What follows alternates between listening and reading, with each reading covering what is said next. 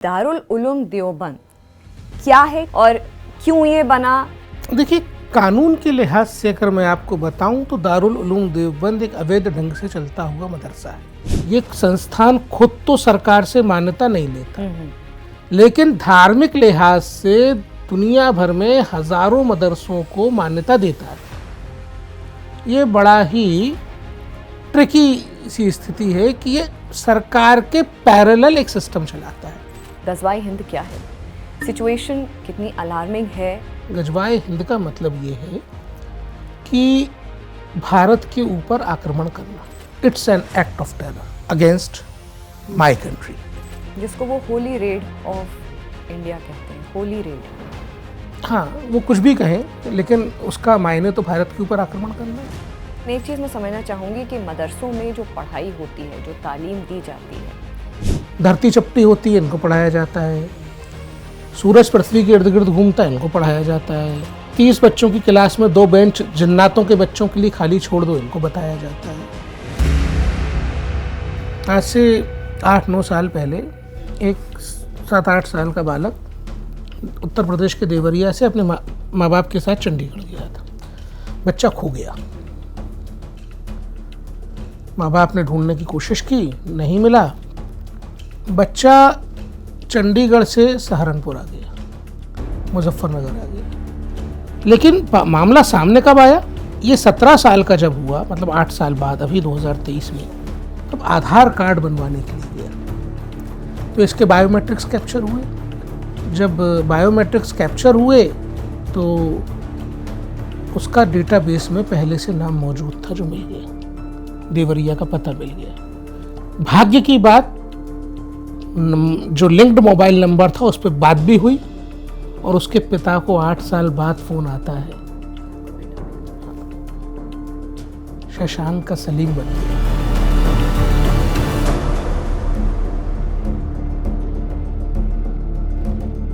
नमस्कार, जागरण मंथन में आप सभी का स्वागत है। मैं हूं स्मृति रस्तोगी और हमेशा की तरह आज भी हमारे साथ एक बेहद खास मेहमान है। हमारे साथ हैं प्रियंक कानूनगो जी, जो कि चेयरमैन है NCPCR, national commission for protection of child rights के। आपका बहुत बहुत स्वागत है प्रियंक जी। प्रियंक जी, क्योंकि एक ज्वलंत ये मुद्दा ही है जो चल रहा है कि दारुल उलूम देवबंद ने, जो कि वन ऑफ इंडियाज प्रोमिनेंट जो इस्लामिक सेमिनरीज हैं, उन्होंने एक फतवा जारी किया है जिसमें कहा है गजवाए हिंद को एंडोर्स करने की बात अपनी वेबसाइट पे। सबसे पहले समझना चाहेंगे आम जनता के लिए, क्योंकि हमारे शो का मकसद ही प्रियंक जी ये है कि सिंप्लीफाई करना, डिकोड करना, ताकि आम जनता बेटर कनेक्ट कर पाए सब्जेक्ट से। तो सबसे पहला सवाल मैं आपसे पूछूंगी कि ये दारुल उलूम देवबंद क्या है? क्योंकि इंडिया की प्रोमिनेंट इस्लामिक सेमिनरीज की जब हम बात करते हैं, क्या है इनका काम, क्या है और क्यों ये बना, इसका विजन क्या है? फिर मैं दूसरे अपने सवाल पे आती हूँ कि गजवाए हिंद क्या है। देखिए, कानून के लिहाज से अगर मैं आपको बताऊं तो दारुल उलूम देवबंद एक अवैध ढंग से चलता हुआ मदरसा है। सामाजिक स्थिति या राजनीतिक स्थिति के अनुरूप अगर मैं दारुल उलूम देवबंद के बारे में बताऊं आपको, तो ये एक ऐसा संस्थान है जो दक्षिण एशिया में, पाकिस्तान में, बांग्लादेश में, भारत में, अफगानिस्तान में, सभी दूर मदरसा एजुकेशन सिस्टम को कंट्रोल करता है। और इस हद तक कंट्रोल करता है कि देश के आम नागरिकों की ज़िंदगी में इसका सीधा दखल है। वो दीनी तालीम के ज़रिए या इसके द्वारा स्थापित अन्य जो संस्थान हैं उनके ज़रिए। मसलन Muslim personal law board Darul Uloom Deoband द्वारा स्थापित, जमीयत उलेमाए हिंद। जमीयत उलेमाए हिंद वो संस्था है जो देश भर के इस्लामिक लिहाज से मौलवी उलेमा जो धार्मिक दृष्टिकोण से दिशा दिखाते हैं, उनकी जो अथॉरिटेटिव बॉडी है वो है। फिर सारे देश के मदरसा से जो निकले हुए स्टूडेंट्स हैं, उनकी एलुमनाइज की बॉडी वो भी इन्हीं के पास है। मदरसों को सारे देश में एक करके रखने वाली जो इनकी एक कमेटी है वो भी इनके पास है। फिर तबलीगी जमात भी जो है उन्होंने इस्टेब्लिश की। तो कुल मिला के एक आम नागरिक के जीवन को प्रभावित करने वाले जितने तरीके के इंस्टीट्यूशंस हैं वो सब इन्हीं के ब्रेन चाइल्ड हैं। तो एब्सोल्यूट कंट्रोल ये रखते हैं। इसलिए ये कहना कि इनकी कही हुई बात का बड़ा दूर तक और बड़ा गहरा असर होता है, एकदम सही बात है। अब इनसे एफिलिएटेड, एकेडमिकली एफिलिएटेड ये संस्थान खुद तो सरकार से मान्यता नहीं लेता, लेकिन धार्मिक लिहाज से दुनिया भर में हजारों मदरसों को मान्यता देता है। ये बड़ा ही ट्रिकी सी स्थिति है कि ये सरकार के पैरेलल एक सिस्टम चलाता है और जिसमें करोड़ों बच्चे जो हैं वो पढ़ रहे हैं। अब दारुल उलूम देवबंद का जो काम है वो केवल बच्चों को पढ़ाना नहीं है, मदरसे के रूप में दीनी लिहाज से पूरे मुल्क को किस प्रकार से वो प्रभावित कर सकते हैं ये तय करना उनका काम है। अब जो दूसरा सवाल है कि तालीम की आप बात कर रहे हैं, तो ये जो गज़वाए हिंद को जो प्रमोट कर रहे हैं, एंडोर्स कर रहे हैं अपनी वेबसाइट पे, तो सबसे पहली बात है गज़वाए हिंद से इनका क्या मतलब है? गज़वाए हिंद क्या है? सिचुएशन कितनी अलार्मिंग है नहीं है तो कितनी अलार्मिंग है सिचुएशन, और क्यों ये किया जा रहा है? जब दुनिया में लोगों ने तालिबान का नाम सुना तो उसके साथ एक बात और सुनी कि तालिबान ने कहा कि हम देवबंदी आइडियोलॉजी में बिलीव करते हैं, हम देवबंदी आइडियोलॉजी के तालिब से, हम देवबंदी आइडियोलॉजी के अकॉर्डिंग जो है काम करते हैं। फिर हम कहते हैं कि सिचुएशन कितनी अलार्मिंग है। सिचुएशन इतनी ही अलार्मिंग है। एक पाकिस्तानी औरत जिसको लेडी तालिबान के नाम से समाचार पत्रों ने लिखा, मेरे को केवल इतना पता है समाचार पत्रों के माध्यम से कि अमेरिकी सरकार ने, अमेरिकन कोर्ट्स ने 86 साल की सज़ा उसको दी है आतंकवादी गतिविधियों में शामिल होने के लिए। और ये महिला मैसाचुसेट्स यूनिवर्सिटी से, MIT से जो है वो पढ़ी थी, न्यूरो साइंटिस्ट थी। ये भी देवबंदी विचारधारा को से प्रभावित थी। देश भर में गजवाए हिंद जो भी कहे वो देश विरोधी बात है। गजवाए हिंद का मतलब ये है कि भारत के ऊपर आक्रमण करना, जिसको वो होली रेड ऑफ इंडिया कहते हैं, होली रेड। हाँ, वो कुछ भी कहें लेकिन उसका मायने तो भारत के ऊपर आक्रमण करना है। जब आप डॉट्स को कनेक्ट करते हैं, और आपके दर्शकों को डॉट्स को कनेक्ट करना चाहिए, ये देश के लिए ज़रूरी है। दारुल उलूम देवबंद वाले जो हैं वो खुद अपने लिटरेचर में ये लिखते हैं कि उन्होंने इस संस्थान की स्थापना और संचालन मौलाना वली उल्लाह देहलवी के स्थापित किए उसूलों के अकॉर्डिंग किया है और कर रहे हैं। अब वली उल्लाह देहलवी कौन है? तो वली उल्लाह देहलवी वो शख्स का नाम है जिन्होंने भारत पर आक्रमण करने के लिए अहमद शाह अब्दाली को खत लिखकर भारत बुलाया था। नतीजे में पानीपत की तीसरी लड़ाई हुई थी। 1 लाख से ज़्यादा भारतीयों का रक्तपात हुआ था। 1 लाख से ज़्यादा भारतीयों की हत्याओं के लिए जिम्मेदार लोग अगर किसी संस्थान के आदर्श होंगे, और वो संस्थान ये कह रहा है कि वली उल्लाह देहलवी के स्थापित किए हुए आदर्श हमारे खून में बहते हैं, तो आप ये समझ लीजिए कि सिचुएशन अलार्मिंग है। अभी रिसेंटली इस फतवे में जो उन्होंने कहा, किसी ने उनसे पूछा कि गज़वाए हिंद क्या है, क्या गज़वाए हिंद करने वाला शहीद होगा, क्या गज़वाए हिंद करने वाले को सुप्रीम मार्टियर मानेंगे, क्या गज़वाए हिंद करने वाला गाजी होगा? इन्होंने जवाब दिया। इन्होंने उसका जवाब देते हुए ये कहा कि गज़वाए हिंद का उल्लेख एक हदीस में मिलता है जो हज़रत अबू हुरैरा ने कही, और ये जिक्र एक किताब में मिलता है, इमाम अल-नसाई की किताब में, और उस किताब में ये कहा गया है कि भारत पर आक्रमण करने में जो मारा जाएगा वो सर्वोच्च शहीद कहलाएगा। तो आप क्या कर रहे हो? आप ग्लोरीफाई कर रहे हो भारत पर अटैक करने को, आप ग्लोरीफाई कर रहे हो भारत पर अटैक करते हुए मर जाने को। टेररिज्म को बढ़ावा देना, it's an act of terror against my country. तो ये हमारे देश के विरुद्ध इस तरीके की गतिविधि निश्चित रूप से राष्ट्रद्रोह है, और राष्ट्रद्रोहियों की जानकारी देश में सभी को होनी चाहिए।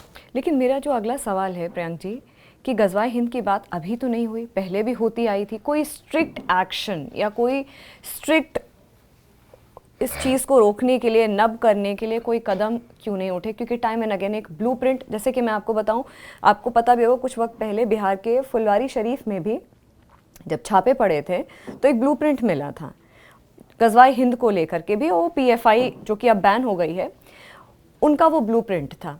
लेकिन उसमें जो सबसे बड़ी बात थी कि चलिए आपकी वो ऑर्गेनाइजेशन तो PFI तो बैन हो गई, लेकिन ब्लूप्रिंट वो अभी तक जारी है, वो पहले भी था अभी भी है। तो इसको उसी वक्त क्यों नहीं इसको नब किया गया, या उसको उस वक्त क्यों नहीं डील किया गया? ये तो खिंचता चला जा रहा है।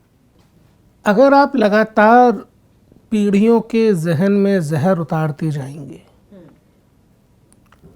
और बताते जाएंगे कि ये सब नॉर्मल है, ये सब नॉर्मल है, बच्चे तो बड़े हो रहे हैं, बच्चे उसको नॉर्मल मानते हुए अगर बड़े होते हैं तो वो अपराध को भी गलत नहीं मानते। जैसे इनके, हम गजवाए हिंद को छोड़ देते हैं एक तरफ, इनके दूसरे फतवों पर नज़र डालिए ज़रा। जो कमीशन इन पे लगातार नोटिस इशू कर रहा है। 2021 में हम इनके कारनामे सामने लाए, 22 में लाए, 23 में लाए, ये 24 का एडिशन है। तो इन्होंने अपनी वेबसाइट पे कहा, इनका एक डिपार्टमेंट है दारुल इफ्ता जो फतवे जारी करता है, वेबसाइट तो केवल एक मीडियम है, फतवा तो आपके जहन में है जो आप जारी कर रहे हैं। तो उसमें इन्होंने कहा कि अगर किसी अनाथ को किसी परिवार ने गोद लिया है तो वो एज ऑफ प्यूबर्टी अटेन करने के बाद अपनी बहन और अपनी माँ के लिए महरम नहीं होगा। मतलब आप ऑल ऑफ सडन एक 12 साल 13 साल के बच्चे से जिसको आपने गोद लिया ये कह देंगे कि अब तुम्हारी माँ तुमसे पर्दा करेगी, तुम्हारी बहन तुमसे पर्दा करेगी। क्या बात हुई?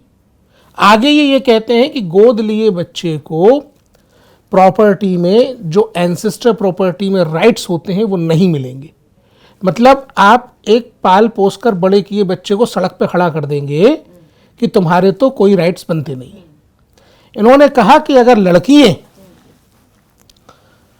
किसी स्कूल में पढ़ रही हैं, वहाँ मेल टीचर पढ़ा रहे हैं, तो लड़कियों को वहाँ नहीं जाना चाहिए, निकाल लीजिए। इन्होंने कहा कि अगर स्कूल यूनिफॉर्म इस्लामिक रूल्स के हिसाब से नहीं है, मतलब उसमें हिजाब नहीं है, तो लड़कियों को वहाँ पढ़ाना बंद कर दीजिए। इन्होंने कहा कि इस बच्चों को पढ़ाई के दौरान 3 थप्पड़ मारना जायज़ है, बच्चे चाहें तो क़यामत के दिन इसका बदला ले सकते हैं। इनकी एक किताब थी बहिश्ती ज़ेवर, अभी भी उस किताब में ये बताया गया, वो कायदे बताए गए कि आपको क्या प्रिकॉशंस लेने हैं जब आप माइनर्स के साथ सेक्सुअल रिलेशन एस्टेब्लिश करते हैं।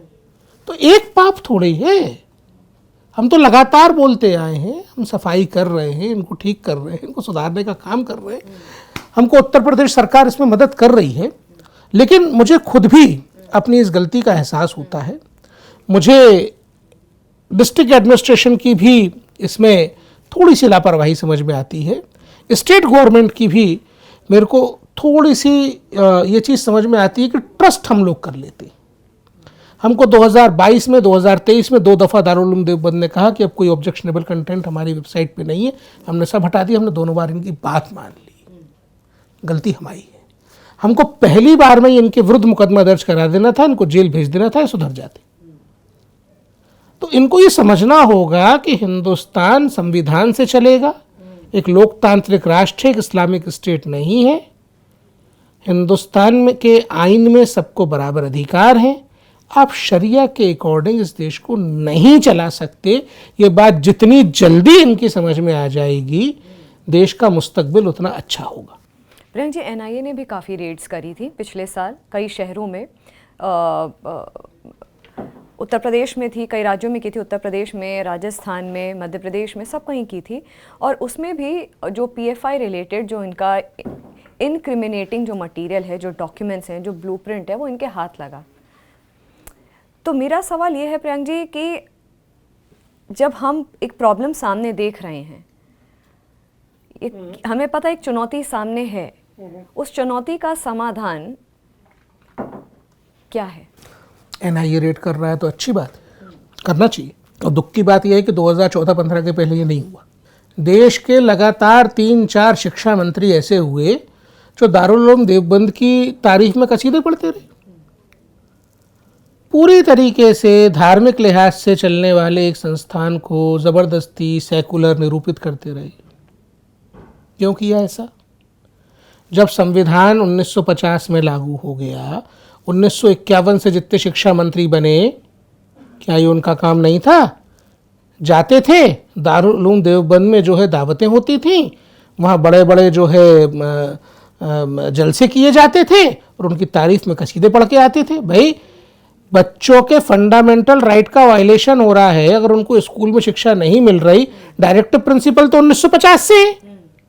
फंडामेंटल ड्यूटीज आर्टिकल 51 में 1950 से है कि बच्चों को शिक्षा देना सबका काम है। क्या कर रहे थे? तो देश के सरकारों ने इस तरफ जान करके अनदेखी की। अपीजमेंट पॉलिटिक्स के तहत उनको इतना बढ़ाया गया। अब इतने बढ़ गए हैं कि एनआईए को काम करना पड़ रहा है। ये प्रॉब्लम। एक चीज़ मैं समझना चाहूँगी कि मदरसों में जो पढ़ाई होती है, जो तालीम दी जाती है, आप बेहतर होंगे समझाने के लिए, उस तालीम में क्या है, क्या उनका सिलेबस होता है, क्या तालीम? देखिए, मेरा काम जो है ट्रैफिक पुलिस के सिपाही की तरह है। मुझे विसिल पकड़ा के चौराहे पे खड़ा कर दिया गया है और वहाँ जो ट्रैफिक है, वो ट्रैफिक बच्चों को सड़क पार करने में, अपनी मंजिल तक पहुंचने में किसी प्रकार से बाधा ना पहुंचाए, ये मेरा काम है। अब उस ट्रैफिक में स्कूल बस को सबसे आगे पहुंचाना, वो मेरा काम है। अगर बच्चे स्कूल में नहीं हैं तो स्कूल में बच्चे पहुंचे, ये मेरी ड्यूटी का जॉब का मेरा हिस्सा है। तो मैं अगर अपना कर्तव्य पूरा कर रहा हूँ तो देश के 1 करोड़ 10 लाख बच्चे जो इन मदरसों में पढ़ रहे हैं, जो दारुल उलूम देवबंद जैसी संस्थाओं से एफिलेटेड हैं, उनके बुनियादी शिक्षा के अधिकार को दिलवाना भी मेरा ही काम है। मैं मदरसों में जाता हूँ, मैं बात करता हूँ। मैंने देश भर में जो है 16 शहरों में, उन इलाकों में जहाँ मुस्लिम पॉपुलेशन डोमिनेटिंग है, मदरसों के साथ, मदरसों के बच्चों के साथ, उनमें पढ़ाने वालों के साथ बात की। आप यकीन मानिए, मुझे कहीं भी किसी भी अभिभावक ने, कहीं भी किसी भी बच्चे ने ये नहीं कहा कि हम बुनियादी तालीम नहीं लेना चाहते। हर अभिभावक अपने बच्चे को बुनियादी तालीम दिलाना चाहता है। ये दारुल उलूम देवबंद जैसे लोग हैं जो मजबूर करते हैं देश के सबसे गरीब मुसलमान के बच्चे को उन मदरसों में पढ़ाने के लिए जहां पर उनके fundamental right, constitutional fundamental right का वायलेशन हो रहा है। और इनके खुद के बच्चे तो तमाम बुनियादी तालीम की जो सबसे बेहतरीन सुविधाएं देश की हैं वो हासिल कर रहे होते हैं। और दूसरे जो गरीब बच्चे हैं, उनके नाम पे मिले हुआ चंदा इनको मिलता रहे, इसलिए बच्चों के अधिकारों का हनन करते हैं। और रही आप पढ़ाने की बात, धरती चपटी होती है, इनको पढ़ाया जाता है। सूरज पृथ्वी के इर्द गिर्द घूमता है, इनको पढ़ाया जाता है। 30 बच्चों की क्लास में 2 बेंच जन्नातों के बच्चों के लिए खाली छोड़ दो, इनको बताया जाता है। तो कुल मिलाकर के इनका जो सिलेबस है, औरंगज़ेब ने अपने आखिरी दौर में एक पर्शियन स्कॉलर थे, इस्लामिक स्कॉलर, उनको बुलाया। उनका नाम मौलाना निज़ामुद्दीन था। उनको भारत बुलाया, लखनऊ में रखा, एक महल दिया। वहाँ उन्होंने दर्स ए निज़ामिया करके एक सिलेबस लिखा। 1866 में जिस वक्त दारुल उलूम देवबंद मदरसा अरबिया के नाम से स्थापित हुआ और उसके बाद सिलेबस की बात हुई, तो जो फंडामेंटल सिलेबस था वो दर्स ए निज़ामिया को अडॉप्ट कर लिया गया। कुछ चीज़ें उसमें, फिर कुछ फ़िक़्ह की बात, कुछ फ़िलासफ़ी की बात, कुछ और नई बातें, कुछ जो इन्होंने फिर अपना धर्म के लिहाज से जो हनफी स्कूल ऑफ लॉ था उसके अकॉर्डिंग कुछ चीज़ें लाके आए। तो इस करके इन्होंने एक सिलेबस देवबंदी तैयार किया, लेकिन मूल में वो है जो औरंगजेब के ज़माने का बनवाया हुआ है।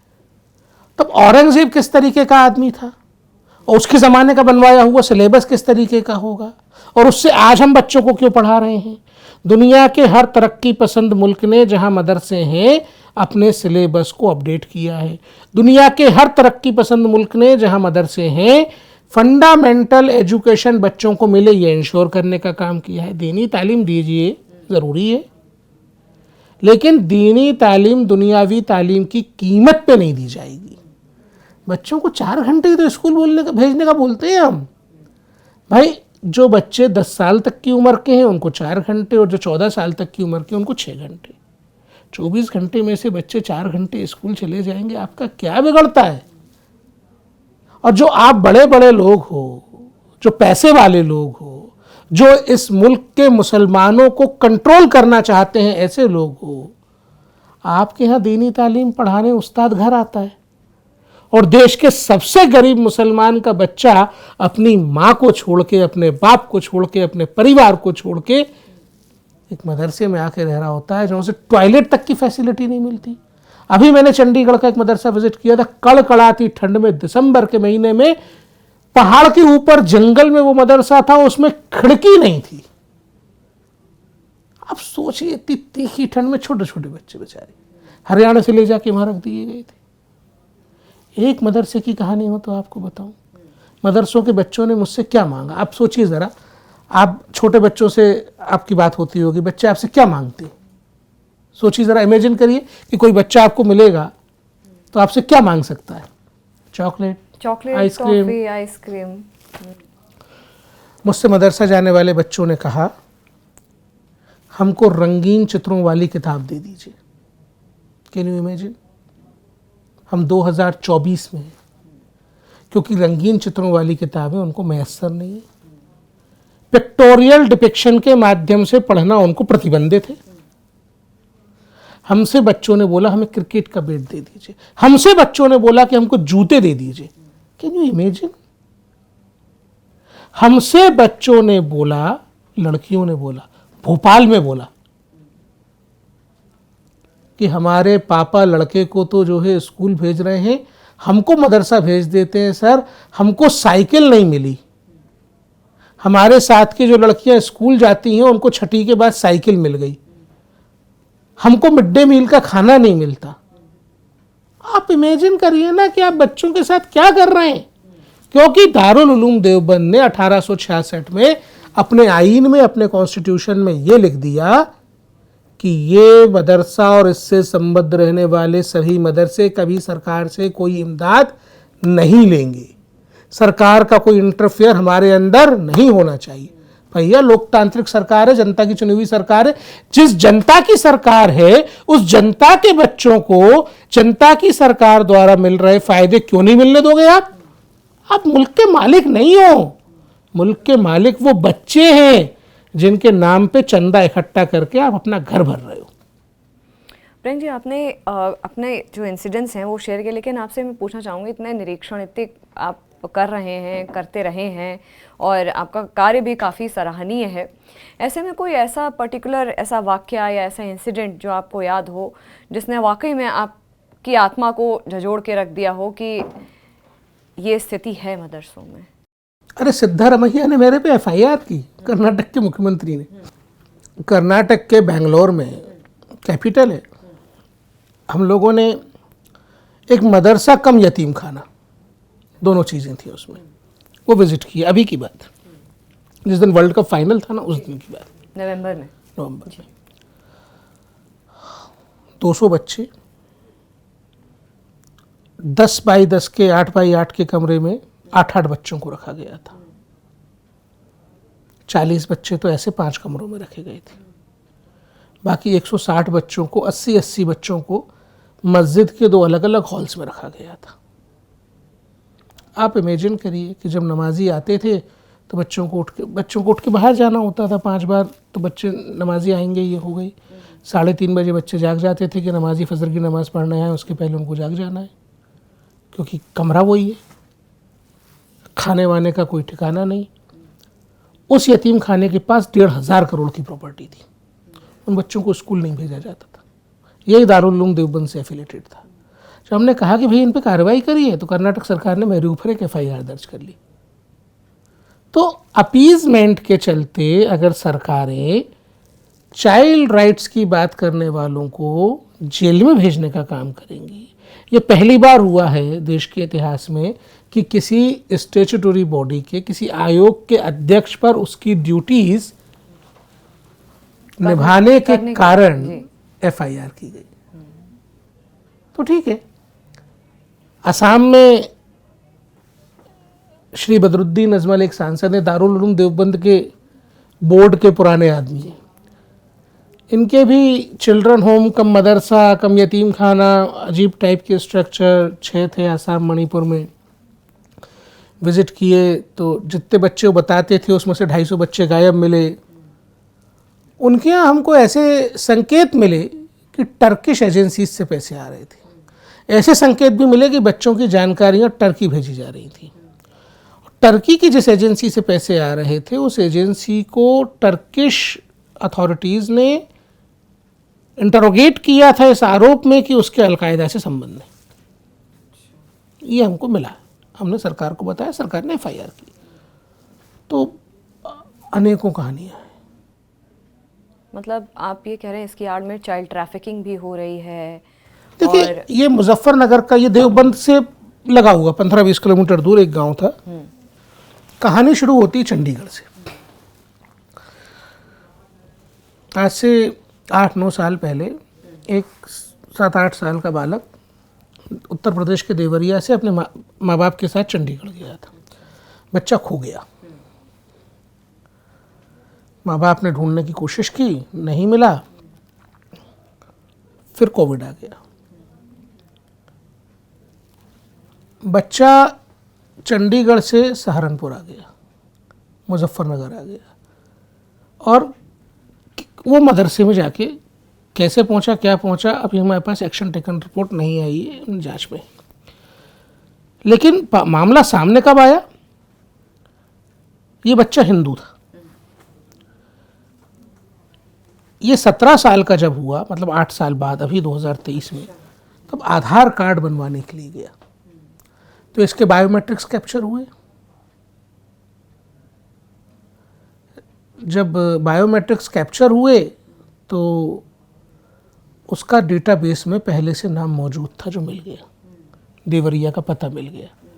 भाग्य की बात, जो लिंक्ड मोबाइल नंबर था उस पर बात भी हुई और उसके पिता को 8 साल बाद फ़ोन आता है कि आपका बेटा मिल गया। शशांक का सलीम बन गया।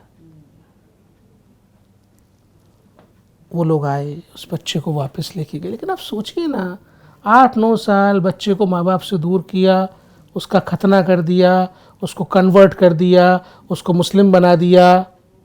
8 साल का 9 साल का बच्चा अपना नाम बताता है। ये ट्रैफिकिंग है, इलीगल कन्वर्जन है, ट्रैफिकिंग है, क्या क्या तो नहीं इन्वॉल्व है इसी देवबंद के बगल में। तो आप घटनाओं को अगर एक होलिस्टिक अप्रोच के साथ देखेंगे तो इस सब में चाइल्ड राइट्स का बेइंतहा वायलेशन है।